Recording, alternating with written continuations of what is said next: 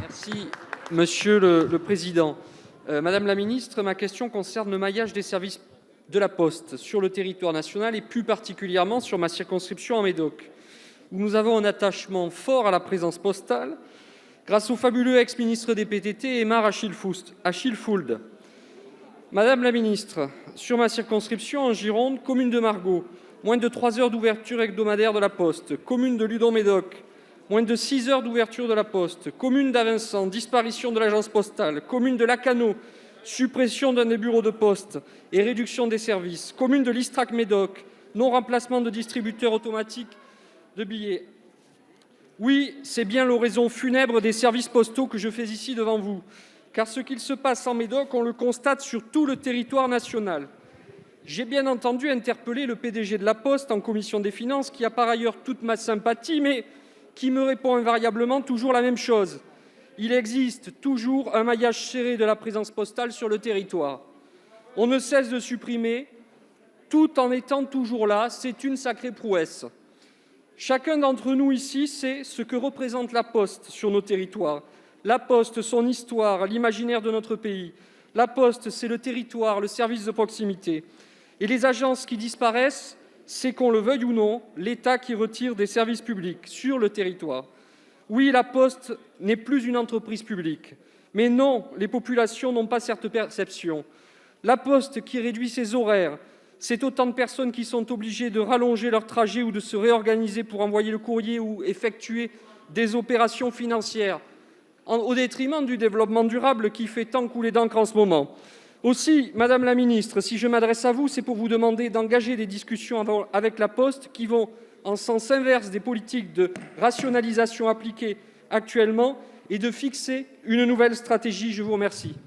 Merci. La parole est à Madame Olivia Grégoire, secrétaire d'État auprès du ministre de l'Économie et des Finances.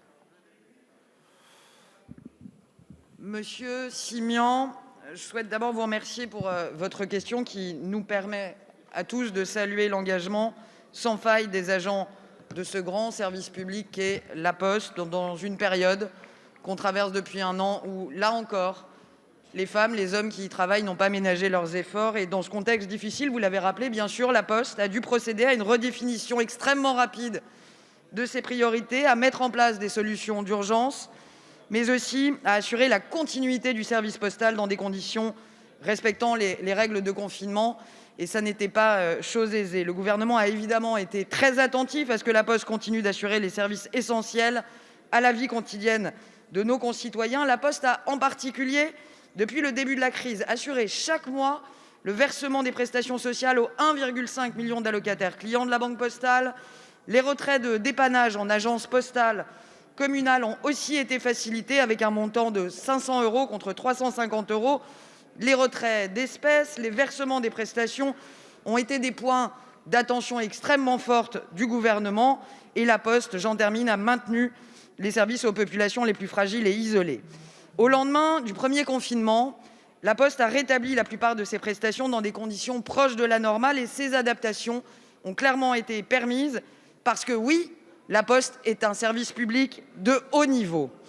Mais comme tous les services publics, la Poste est aussi confrontée à des enjeux de développement, au développement numérique, couplé à la baisse du trafic courrier, dont découle une dégradation de sa situation financière. Et c'est justement la raison pour laquelle Bruno Le Maire a confié une mission à Jean Launay, ancien locataire de ces murs, concernant les leviers à mobiliser pour limiter le déficit du service universel postal.